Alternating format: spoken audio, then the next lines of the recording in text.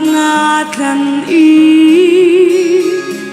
lâu cao nạc lạc sung y lo min ka nạc ca kal tak lâu lung pha sham chan zong a do tu le hồi tha vi chu ka chan tha nạc le kha chwa na tha tên ka ro a hi thăng chất lâu cần khâu xin lâu nắng mà cần đốt xin là ni tin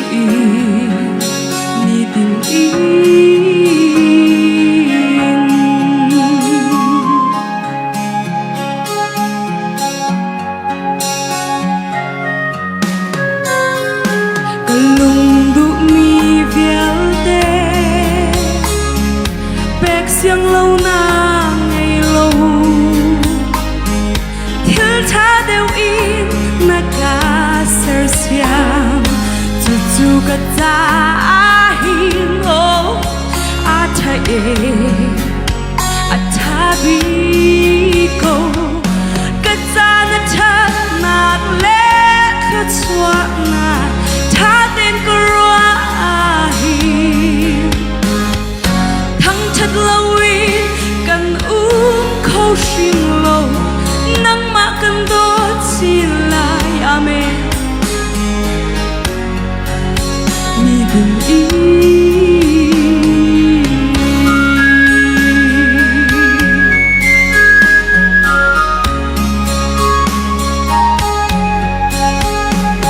van rang thiếu tăng ha hi thiếu quan hol chia mi bang khenin an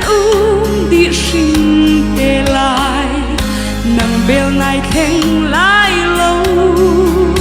liên ngân bị cô ô liên ngân bị kết ra na cha nạc lẽ khát xóa na tha tên cơ roa hi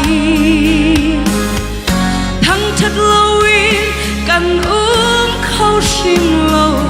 nắng mà cần đốt xin lại ni tin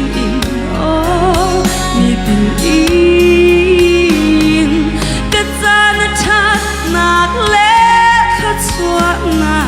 tha tên cơ roa hin thăng chất lâu cần khâu xin lâu nắng mà cần nay xin lại ni tin